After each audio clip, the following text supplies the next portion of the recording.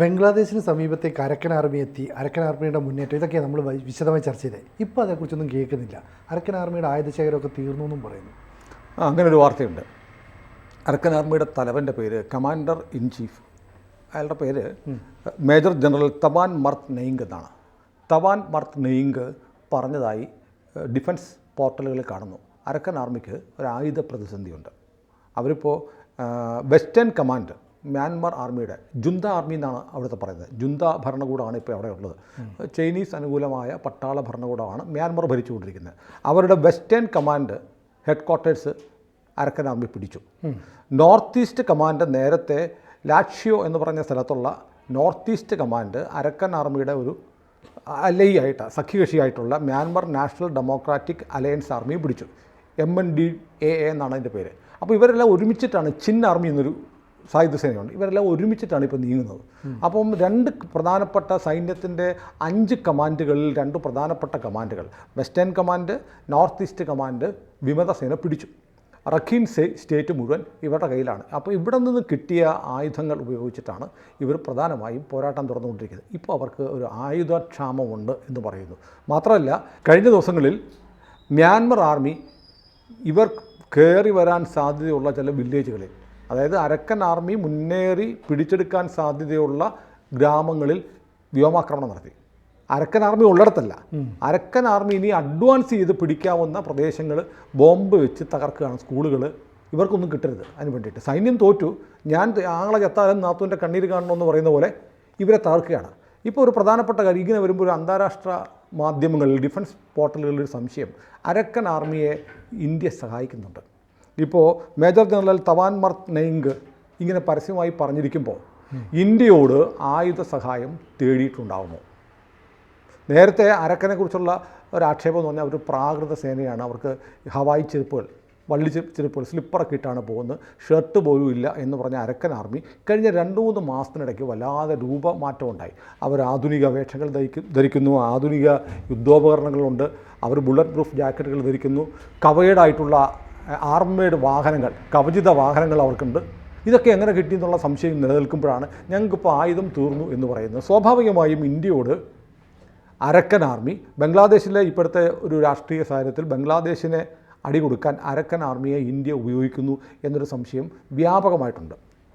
അപ്പോൾ ഇന്ത്യയോട് ആയുധം ചോദിച്ചിരിക്കാം എന്നുള്ള ഒരു വിലയിരുത്തലാണ് ഡിഫൻസ് സൈറ്റുകളിൽ കാണുന്നത്. ഇതിന് ഇന്ത്യയും അരക്കനും തമ്മിൽ ചില ബന്ധങ്ങളുണ്ടെന്ന് പറയാനുള്ള 2 കാരണങ്ങൾ പറയുന്നുണ്ട്. കഴിഞ്ഞ വർഷം അരക്കൻ ആർമിയുടെ ഒരു ഹൈ ലെവൽ ഡെലിഗേഷൻ ഇന്ത്യയിൽ വന്നിരുന്നു. അതിനുശേഷം കഴിഞ്ഞ സെപ്റ്റംബറിൽ നമ്മുടെ MNF മിസോ നാഷണൽ ഫ്രണ്ട് എന്ന് പറയുന്ന NDA BJPയുടെ ഘടകകക്ഷിയായ പാർട്ടിയുടെ MP വാൻലാവേൻ എന്ന് പറയുന്ന രാജ്യസഭ MP വാൻലാവേൻ മ്യാൻമറിൽ പോയിരുന്നു. മ്യാൻമറിലല്ല, അരക്കൻ ആർമിയുടെ സ്വാധീന മേഖലയായ റഖീൻ മേഖലയിൽ പോയിരുന്നു. റഖീൻ മേഖലയിൽ പോയ അവിടെ നമുക്കൊരു തുറമുഖമുണ്ട്, സിദ്വേ തുറമുഖം. സിദ്വേ തുറമുഖവുമായി ബന്ധപ്പെട്ട് നമ്മൾ കലാതൻ മൾട്ടി മോഡൽ പ്രോജക്റ്റ് എന്നൊരു പദ്ധതി നടപ്പാക്കുന്നുണ്ട്. അതേക്കുറിച്ച് പറയാം. അപ്പോൾ അതിൻ്റെ വിലയിരുത്തലിന് വേണ്ടിയിട്ടാണ് നമ്മുടെ ഇവരുമായി ബന്ധമുള്ള, അരക്കനുമായി നേരിട്ട് ബന്ധമുള്ള, അടുപ്പമുള്ള, എത്തനിക്കലി അടുപ്പമുള്ള ഒരേ ഗോത്രക്കാരായ വാൽവനേവ അവിടെ പോയത് എന്ന് പറയുന്നു. അദ്ദേഹം അവിടെ എത്തിയിരുന്നു. അപ്പോൾ ഇതെല്ലാം കൂടെ കൂട്ടി വായിച്ചിട്ട് ഇന്ത്യയുടെ പ്രതിനിധി സംഘം നിലയിലാണ് പോയത്. അപ്പോൾ ഇന്ത്യയും അരക്കനും തമ്മിൽ ചില ബന്ധങ്ങളുണ്ട് എന്ന് വാൻ ലാവേനയുടെ സന്ദർശനവുമായി ബന്ധപ്പെട്ടും പറയുന്നത്. അതിൻ്റെയൊക്കെ ചിത്രങ്ങൾ ലഭ്യമാണ്. അത് ആ ചിത്രങ്ങൾ പബ്ലിഷ് ചെയ്തിരിക്കുന്ന ആരാണെന്നറിയോ? അതാണ് ഏറ്റവും തമാശ. നമ്മുടെ പോർട്ടലുകളിൽ വന്നിട്ടുണ്ട്. ആ പോർട്ടലുകളൊക്കെ എടുത്തിരിക്കുന്ന അരക്കൻ ആർമിയുടെ വെബ്സൈറ്റിൽ നിന്നാണ്. BJPയുടെ സഖ്യകക്ഷിയായ MNFൻ്റെ MP ഇന്ത്യയെ പ്രതിനിധീകരിച്ച് അവിടെ എത്തി, അദ്ദേഹം മീറ്റിങ്ങിലിരിക്കുന്നു, ചുറ്റും അരക്കൻ ആർമി കാവൽ നിൽക്കുന്നു, അരക്കൻ സംഘത്തിൻ്റെ കൂടെ നിൽക്കുന്നതൊക്കെ ആയിട്ടുള്ള ഫോട്ടോ അരക്കൻ ആർമി സൈറ്റിലിട്ടിട്ടുണ്ട്. അപ്പോൾ അവർ തന്നെ പോസ്റ്റ് ചെയ്യണം. അപ്പോൾ ഞങ്ങൾക്ക് ഇന്ത്യയായിട്ട് നല്ല ബന്ധമാണെന്ന് കാണിക്കാൻ അരക്കന് വലിയ താല്പര്യമുണ്ട്. പിന്നെ ചിലരൊക്കെ പറയുന്ന പണ്ടൊരു ഓപ്പറേഷൻ ലീച്ച് എന്ന് പറഞ്ഞൊരു സംഭവം ഉണ്ടായിട്ടുണ്ടായിരുന്നു. അപ്പോൾ ഇന്ത്യൻ ആർമി അരക്കൻ ആർമിയുടെ ചില ആളുകളെ ആൻഡമാനിൽ സന്ധി സംഭാഷണത്തിനായിട്ട് കൊണ്ടുപോയിട്ട് വെടിവെച്ച് കൊന്നു രാജീവ് ഗാന്ധിയുടെ കാലത്ത് എന്നൊരു അലിഗേഷനുണ്ട്. പക്ഷേ അന്നത്തെ ഇന്ത്യ അല്ലല്ലോ ഇന്നത്തെ ഇന്ത്യ. ആ കഥ നമുക്ക്, ഓപ്പറേഷൻ ലീച്ചിൻ്റെ കഥ നമുക്ക് വേറൊരിക്കൽ പറയാം. ഏതായാലും അരക്കൻ ആർമി സ്വാഭാവികമായും ഇന്ത്യയോട് ആയുധം ചോദിച്ചിരിക്കാം എന്നാണ് പൊതുവെ വിലയിരുത്തപ്പെടുന്നത്. അപ്പം ഇതുമായി കൂട്ടി വായിക്കാവുന്ന ഒരു കാര്യമുണ്ട്. ഇന്ത്യയുടെ അധീനതയിൽ റഖീൻ മേഖലയിൽ അരക്കൻ ആർമി സമ്പൂർണ്ണമായും പിടിച്ചെടുത്ത റഖീൻ മേഖലയിൽ ആണ് സിദ്വേ തുറമുഖം. സിദ്വേ തുറമുഖത്തേക്ക് ഗോതമ്പും ഉരുളക്കിഴങ്ങുമായി ഇന്ത്യയുടെ ഒരു കപ്പൽ പോയിട്ടുണ്ട്. മുമ്പ് ഇതുവരെ ഒരു കപ്പൽ പോയിരുന്നു, അന്ന് ഉരുളക്കിഴങ്ങാണ് അവിടെ ചെന്നൈന്നൊക്കെ സംശയം ഉണ്ടെന്ന് പറഞ്ഞിരുന്നു. അതിപ്പോൾ സംശയിക്കുന്നൊരു സംശയിക്കട്ടെ. അപ്പോൾ അരക്കൻ ആർമിക്ക് ആയുധം തീർന്നു എന്ന് പറയുന്നു. അവർ ഇന്ത്യയോട് ചോദിച്ചിരിക്കാമെന്ന് ചിലരൊക്കെ സംശയിക്കുന്നു. അപ്പോൾ ഇന്ത്യയുടെ ഒരു കപ്പൽ അങ്ങോട്ടേക്ക് മൂവ് ചെയ്തു, അങ്ങോട്ട് പോയിട്ടുണ്ട്. അപ്പോൾ ഇതെല്ലാം കൂടെ കണക്ട് ചെയ്തിട്ട് കോൺസ്പിറസി തിയറിയാണ്. ഇന്ത്യ അങ്ങനെ ആയുധം കൊടുക്കുമോ എന്നൊക്കെ ചോദിച്ചാൽ നമുക്കറിയില്ല. മ്യാൻമർ എന്ന് പറയുന്ന രാജ്യത്തെ സർക്കാരിനെതിരെ പൊരുതുന്ന ഒരു വിമത സേനയ്ക്ക് ഇന്ത്യ ആയുധം കൊടുക്കുമോ എന്ന് ചോദിച്ചാൽ അറിയില്ല. പക്ഷേ അവർ പണ്ടത്തെ പോലൊന്നുമല്ല. നല്ല ഉടുപ്പുണ്ട്, ബുള്ളറ്റ് പ്രൂഫ് ഉണ്ട്, നല്ല വാഹനങ്ങളുണ്ട്. ഇന്നലെ വരെ കണ്ട അരക്കൻ ആർമി അല്ല എന്ന് നമ്മൾ 2-3 മാസം മുമ്പേ അവരുടെ ചിത്രം മാറിയിരിക്കുന്ന പ്രൊഫൈൽ മാറിയതൊക്കെ നമ്മൾ പറഞ്ഞിട്ടുണ്ട്. ഏതായാലും ഇപ്പോൾ സംഭവിക്കുന്നത് നമുക്ക് ഒരാൾക്ക് ആയുധം വേണം. ആയുധങ്ങൾ കുറേ കൊടുത്തു കഴിഞ്ഞാൽ ആയുധം തീരും. പക്ഷേ ആയുധം ഉണ്ടാക്കാൻ പഠിപ്പിച്ചാലോ? അതായിരിക്കും നേട്ടം. അത് നല്ല കാര്യമാണ്. അപ്പോൾ മ്യാൻമറിൽ 25 ആയുധ ഫാക്ടറികളുണ്ട്. അതിൽ 15 മഗ്വേ റീജിയനിലാണ്, 7 ബാഗോ റീജിയനിലാണ്, 2 നൈപിറ്റാസ് എന്ന് പറയുന്ന പ്രദേശത്തെ ടാറ്റ്കോൺ എന്ന് പറയുന്ന മേഖലയിലാണ്, 1 യങ്കോണിനടുത്തുള്ള തായ്ക്കിയ എന്നീ മേഖലകളിലാണ്. അപ്പോൾ ഇങ്ങനെ 25 ആയുധ ഫാക്ടറികൾ മ്യാൻമർ ആർമിക്കുണ്ട്. അവിടെ വലിയ കാലിബറുള്ള ആയുധങ്ങൾക്ക് വേണ്ടുന്ന അമ്യുനേഷൻ, പിന്നെ റോക്കറ്റ് പ്രൊപ്പൽഡ് ഗ്രനേഡുകളൊക്കെയാണ് ഈ ആയുധ ഫാക്ടറികൾ ഉണ്ടാക്കുന്നത്. അതിൽ 2 അതായത് മഗ്വേ റീജിയനിലുള്ള 15 ആയുധ ഫാക്ടറികളും ബാഗോ റീജിയനിലുള്ള 7 ഫാക്ടറികളും 2 സെഗ്മെൻറ്റ് ഇരിക്കുന്ന ഇരാവതി നദിയുടെ തീരത്താണ്. ഇരാവതി നദീതീരത്തുള്ള 15, 7, 22 ആയുധ ഫാക്ടറികൾ അരക്കൻ ആർമി പിടിച്ചെടുത്തു എന്നാണ് പറയുന്നത്. അപ്പോൾ ഈ സ്വന്തമായി ആയുധം എവിടെ നിന്നെങ്കിലും കിട്ടുക മാത്രമല്ല, ഇനി ആയുധം ഉണ്ടാക്കാൻ വേണ്ടിയിട്ട് ഇവർ ശ്രമിക്കുകയാണ്. അപ്പോൾ ഈ ഇരാവതി നദീതീരത്തുള്ള മഗ്വേ, ബാഗോ തുടങ്ങിയ പ്രദേശങ്ങളിലുള്ള 22 ആയുധ നിർമ്മാണശാലകൾ അരക്കൻ്റെ കയ്യിലിപ്പോൾ ഉണ്ട്. അരക്കൻ കഴിഞ്ഞ ദിവസങ്ങളിലായി പിടിച്ചെടുത്തു. അത് അൻപതാൻ റോഡ് എന്ന് പറയുന്ന ഒരു ഹൈവേ ഉണ്ട്. റഖീൻ മലനിരകളിൽ നിന്ന് മഗ്വേ എന്ന് പറഞ്ഞാൽ ഇരാവതി നിരത്തുള്ള മഗ്വേ ആയുധ നിർമ്മാണശാലകളുള്ള അങ്ങോട്ട് പോകുന്ന ഹൈവേ ആണ് അൻപതാൻ റോഡ്. ഈ അൻപതാൻ ഹൈവേ ഇപ്പോൾ അരക്കൻ്റെ കയ്യിലാണ്.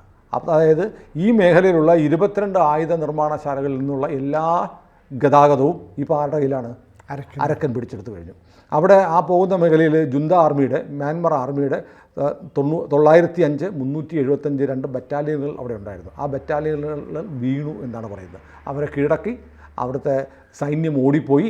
ആ 2 ബറ്റാലിയൻ കീഴടക്കി ഹൈവേയും പിടിച്ചെടുത്തോടുകൂടി 22 ആയുധ നിർമ്മാണശാലകൾ ഇവരുടെ കയ്യിലുണ്ട്. പക്ഷേ അവിടെ നിർമ്മിക്കുന്ന ആയുധങ്ങളുടെ രൂപം എന്ന് പറഞ്ഞാൽ അവിടെ റോക്കറ്റ് പ്രൊപ്പൽഡ് ഗ്രനേഡുകളും വലിയ കാലിബർ പീരങ്കികൾ പോലെയുള്ള ഉപയോഗിക്കുന്ന ഷെല്ലുകളാണ് നിർമ്മിക്കുന്നത്. പക്ഷേ അരക്കൻ ആർമിക്ക് ഇപ്പോൾ വേണ്ടത് ബുള്ളറ്റുകളാണ്, ഗ്രനേഡുകളാണ്, ഇത്തരം ആയുധങ്ങളാണ് വേണ്ടത്. നോക്കൂ, മുമ്പൊരിക്കൽ ഇസ്രയേൽ ആവശ്യപ്പെട്ടത് ഇതൊക്കെ തന്നെയായിരുന്നു. ഞങ്ങൾക്ക് വെടിയുണ്ടകൾ വേണം, അതെ, ഞങ്ങൾക്ക് ഹാൻഡ് ഗ്രനേഡുകൾ വേണം, ഇതൊക്കെ വേണമെന്ന് ആവശ്യപ്പെട്ടപ്പോൾ നമ്മൾ കപ്പൽ കണക്കിന് കയറ്റി അയച്ചു കൊടുത്തു. സെയിം ആവശ്യം ഇപ്പോൾ അരക്കൻ ആർമി ആവശ്യപ്പെട്ടിരിക്കുകയാണ്. അരക്കൻ ആർമിയെ സംബന്ധിച്ചിടത്തോളം ഇസ്രയേലിന് കൊടുത്തതുപോലെ സാങ്കേതികമായും നിയമപരമായും ഇന്ത്യക്ക് അരക്കൻ ആർമിക്ക് കൊടുക്കാൻ പറ്റത്തില്ല. മറ്റൊരു രാജ്യമായിരുന്നു. ഇതൊരു രാജ്യത്തോട് പൊരുതുന്ന വിമത സേനയാണ്. അവർ രാജ്യത്തിൻ്റെ പ്രധാനപ്പെട്ട ഭാഗമൊക്കെ അവർ പിടിച്ചെടുത്ത് കഴിഞ്ഞെങ്കിലും അവരെ നമ്മൾ ഒഫീഷ്യലി അംഗീകരിച്ചിട്ടില്ല. സേന എന്താ പറയുക, ഒരു വിമത ആർമി എന്നേ പറയാൻ പറ്റുള്ളൂ. നമ്മളവരെ ഭീകരവാദികൾ എന്ന് വിളിക്കുന്നില്ല. മ്യാൻമറുകാരുടെ ഭാഷയിലാണെങ്കിൽ തീവ്രവാദികൾ, ടെററിസ്റ്റ് എന്നാണ് മ്യാൻമർ സർക്കാർ വിളിക്കുന്നത്. പക്ഷേ മ്യാൻമർ സർക്കാർ ചൈനീസ് പക്ഷപാത സർക്കാരാണ്. അരക്കൻ ആർമി ഇപ്പോൾ ഇന്ത്യയോട് വലിയ അടുപ്പം കാണിക്കുന്നു. അപ്പോൾ ഒരുപക്ഷെ മ്യാൻമാറിലേക്ക് കൂടുതൽ അടുത്ത് ഭരണം വരെ പിടിക്കാൻ തരത്തിലേക്ക് പോകും. അപ്പോൾ ഇന്ത്യയുടെ ഇൻട്രസ്റ്റ് എന്ന് പറഞ്ഞാൽ നമ്മൾ പറഞ്ഞില്ലേ സിദ്വേ തുറമുഖം നമുക്കുണ്ടെന്ന് പറഞ്ഞു. ഇന്ത്യയുടെ 2ാമത്തെ ഗ്ലോബൽ പോർട്ടാണ്. ലോകത്ത് ആഗോളതലത്തിൽ ഇന്ത്യ വ്യോമതാവളങ്ങളും നാവികതാവളങ്ങളും ആരംഭിക്കുന്നതിൻ്റെ ഭാഗമായി തുടങ്ങിയിരിക്കുന്ന 2ാമത്തെ ഗ്ലോബൽ പോർട്ടാണ് ഇവിടെയുള്ള സിദ്വേ പോർട്ട്. അവിടെ നിന്ന് കൽക്കത്തയ്ക്ക് കടലൂടെ 539 കിലോമീറ്ററേ ഉള്ളൂ. ഈസിയസ്റ്റ് വേ ആണ്. അപ്പോൾ നമ്മളവിടെ കലദാൻ പദ്ധതി എന്ന് പറയുന്ന ഒരു മൾട്ടി മോഡൽ പ്രോജക്റ്റ് നമ്മൾ വിഭാവനം ചെയ്തിട്ടുണ്ട്. കൊൽക്കത്തയിൽ നിന്ന് ആരംഭിച്ച് നേരെ സിദ്വയിൽ നിന്ന് ചിൻ സ്റ്റേറ്റിൽ നിന്ന് പലേറ്റവ നദീമുഖത്ത് മറ്റൊരു തുറമുഖം, എന്നിട്ട് അതുവഴി മിസോറാമിലെത്താനായിട്ട് മ്യാൻമർ വഴി കട്ട് ചെയ്ത് പോരാവുന്ന പുതിയൊരു പാത, നമ്മളൊരു വാണിജ്യപാത നമ്മൾ ആലോചിക്കുകയാണ്. ഇപ്പോൾ നമുക്ക് നോർത്ത് ഈസ്റ്റ് സംസ്ഥാനങ്ങളിൽ പലയിടത്തും വരാനായിട്ട് നമുക്ക് ഒരുപാട് വളഞ്ഞു ചുറ്റി വരേണ്ടി വരും. ഇപ്പോൾ ത്രിപുരയുടെ കാര്യമുണ്ട്. ത്രിപുരയിലെ ഇലക്ട്രിസിറ്റി ബോർഡ് ബംഗ്ലാദേശിന് കറണ്ട് കൊടുക്കുന്നുണ്ട്. കറണ്ട് കൊടുക്കാനുള്ള കാരണം നമുക്ക് ഹൈഡൽ പ്രൊജക്റ്റ് ഉണ്ടാക്കാനുള്ള വലിയ എക്യുപ്മെൻറ്റ്സ് നമുക്ക് ത്രിപുരയിലേക്ക് കൊണ്ടുവരണമെങ്കിൽ ബംഗ്ലാദേശിൻ്റെ ഭൂമിയുടെ കൊണ്ടുവരണമായിരുന്നു. ചിക്കൻ നെക്ക് വഴി കൊണ്ടുവരണമായിരുന്നു. ആ ചിക്കൻ നെക്ക് വഴി കൊണ്ടുവരണമെങ്കിൽ ബംഗ്ലാദേശ് സമ്മതിക്കണം. അപ്പോൾ ബംഗ്ലാദേശ് പറഞ്ഞു നിങ്ങൾ പ്രൊജക്റ്റ് ഉണ്ടാക്കുമല്ലേ, ഞങ്ങൾക്ക് കുറച്ച് കറണ്ട് കൂടെ തരുമോ എന്ന് ചോദിച്ചു. അങ്ങനെ നമുക്ക് സാധനങ്ങൾ കൊണ്ടുവരാൻ അവൻ്റെ ഭൂമി ഉപയോഗിക്കുന്നു എന്നതുകൊണ്ട് നമ്മൾ അവർക്ക് ചില ഫേവർ ചെയ്ത് കൊടുക്കേണ്ടി വന്നു. 200 മെഗാവാട്ട് വൈദ്യുതി നമ്മൾ പ്രതിദിനം ബംഗ്ലാദേശിന് കൊടുക്കുന്നുണ്ട്. നമുക്ക് കാശ് തരുന്നില്ല. വൈദ്യുതി കൊടുക്കുന്നു, പൈസ തരുന്നില്ല. ഇപ്പോൾ 300 കോടിയോളം രൂപ ത്രിപുര സർക്കാരിന് കൊടുക്കാൻ കടം കിടക്കുകയാണ് ബംഗ്ലാദേശ്. നമ്മൾ മിക്കവാറും ഇത് കട്ട് ചെയ്യും. അപ്പോൾ ഇത്തരം പ്രശ്നങ്ങൾ ഒഴിവാക്കാൻ വേണ്ടി നമുക്ക് സ്വതന്ത്രമായി മറ്റ് ഡിമാൻഡുകളൊന്നും വെക്കാത്ത ആളുകളുടെ നാട്ടിലൂടെ കൊണ്ടുവരാൻ പറ്റുമോ? അപ്പോൾ കൊൽക്കത്ത വഴി കറങ്ങണ്ട ഇനി ത്രിപുര വരാൻ, അല്ല മിസോറാമിൽ വരാൻ. നേരിട്ട് കലാദാൻ പ്രൊജക്റ്റ് വന്നു കഴിഞ്ഞാൽ അതിലൂടെ വരാൻ പറ്റും. അപ്പോൾ ചൈനയ്ക്ക് തടയാൻ പറ്റുകയില്ല, ബംഗ്ലാദേശിന് തടയാൻ പറ്റില്ല. നമുക്ക് വളരെ സ്മൂത്തായിട്ടുള്ള ഒരു റൂട്ട് ഉണ്ടായി കിട്ടുകയാണ്. അത് ഇന്ത്യയുടെ താല്പര്യമാണ്. അപ്പോൾ ചൈനീസ് പക്ഷപാതികളാണ് അരക്കൻ ആർമി എന്ന് പറയുന്നവരുണ്ട്. പക്ഷേ ചൈനീസ് പക്ഷപാതികളാണെങ്കിൽ ചൈനയുടെ താല്പര്യത്തെ മറികടന്ന് ഈ കലാദാൻ പ്രൊജക്റ്റ് റഖീൻ മേഖലയിലൂടെ ഇന്ത്യക്ക് അനുവദിക്കുമോ? ഇല്ല. അത് അവിടെയാണ് വിലയിരുത്താൻ നമ്മുടെ MP ഉൾപ്പെടെയുള്ളവർ അവിടെ പോയി അതിൻ്റെ മോണിറ്ററിങ് നടത്തി തിരിച്ചു വരുന്നത്. അപ്പോൾ ഈ എല്ലാ തരത്തിലും ഇന്ത്യക്ക് 100% അനുകൂലമായ നിലപാടാണ് ഇപ്പോൾ അരക്കൻ ആർമി എടുക്കുന്നത്. അത് നമ്മളെ സംബന്ധിച്ച് വളരെ താല്പര്യമുള്ളതാണ്. അവിടുത്തെ ജിയോ പൊളിറ്റിക്സിൽ നമുക്ക് വലിയ താല്പര്യമുണ്ട്. അപ്പോൾ ഇന്ത്യയോട് ആയുധം ചോദിച്ചിരിക്കാം. പക്ഷേ ഇന്ത്യ ചോദിച്ചു എന്ന് പറയാനും പോണില്ല, കൊടുക്കുമെന്ന് പറയാനും പാടില്ല. പക്ഷേ അരക്കൻ ആർമിക്ക് സഹായം കിട്ടണം എന്ന് നമ്മൾ ആഗ്രഹിക്കുന്നുണ്ട്. അതിന് വേണ്ടിയിട്ടുള്ള കാര്യങ്ങളാണ്. മാത്രമല്ല അരക്കനെ സംബന്ധിച്ച് അരക്കൻ ഇപ്പം മ്യാൻമർ പൂർണ്ണമായും അവർ പിടിക്കും. ചിൻ പിടിച്ചു, ചിൻ ആർമി പിടിച്ചു,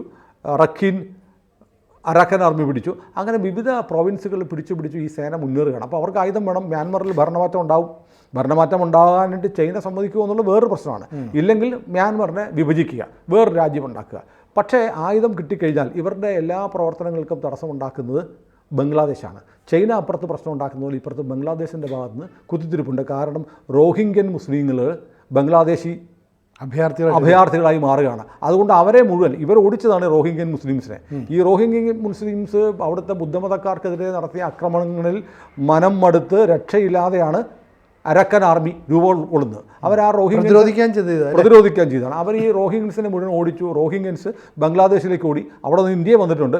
ഈ ഇപ്പോൾ വന്നിരിക്കുന്ന ഏതാണ്ട് 5 ലക്ഷത്തോളം റോഹിംഗ്യൻ മുസ്ലിംസ് ഇപ്പോൾ പുതുതായിട്ട് ബംഗ്ലാദേശിലേക്ക് കയറിയിട്ടുണ്ട്. അതുകൊണ്ട് ബംഗ്ലാദേശിന് ശത്രുതയാണ്. ബംഗ്ലാദേശ് ഇവരെ തിരിച്ചോടിക്കാൻ നിൽക്കുകയാണ്. ഇവർ തിരിച്ചങ്ങോട്ട് വരാൻ പാടില്ലെന്നാണ് അരക്കൻ്റെ താല്പര്യം. അതുകൊണ്ട് ഇവരെ വീണ്ടും അവിടെ നിന്ന് ഇപ്പോൾ അരക്കൻ്റെ അതിർത്തിയിൽ നിന്ന് റഖീൻ സ്റ്റേറ്റിൻ്റെ അതിർത്തിയിൽ നിന്ന് ഇവരെ പരമാവധി ബംഗ്ലാദേശിൻ്റെ ഉള്ളിലേക്ക് ഓടിക്കുക എന്നുള്ളത് അരക്കൻ്റെ ലക്ഷ്യമാണ്. അപ്പോൾ ബംഗ്ലാദേശുമായിട്ടാണ് ഇപ്പം നിലവിൽ അരക്കൻ ആർമിക്ക് ഏറ്റവും വലിയ എനിമിറ്റി നിൽക്കുന്നത്. കാരണം ഈ റോഹിംഗ്യൻ ഇഷ്യൂ ഉള്ളതുകൊണ്ട്. അതുകൊണ്ട് നമ്മളെ സംബന്ധിച്ചും നമുക്കും അത് ബംഗ്ലാദേശിനോട് ശത്രുതയുള്ള ഒരു രാജ്യമോ ഒരു സേനയോ ഉണ്ടായി വരുന്നത് നിലവിൽ ഇന്ത്യക്ക് താല്പര്യമുള്ള കാര്യം തന്നെയാണ്. ഏതായാലും കാര്യങ്ങൾ കൂടുതൽ സങ്കീർണമാവുകയാണ്. അരക്കന് ആയുധം തീർന്നാൽ ആയുധം അവർക്ക് കിട്ടണം എന്ന് ഇന്ത്യ ആഗ്രഹിക്കുന്നത് സ്വാഭാവികമാണ്. ഇന്ത്യ കൊടുക്കുമോ എന്ന് പറയാൻ നമ്മളാവില്ല. അതിൻ്റെ കാര്യങ്ങൾ അതിൻ്റെ വഴിക്ക് നടക്കും. കൂടുതൽ വാർത്തകളും വിശേഷങ്ങളും നിങ്ങളിലേക്ക് എത്താൻ ABC മലയാളം സബ്സ്ക്രൈബ് ചെയ്യുക, ബെൽ ബട്ടണും അമർത്തുക.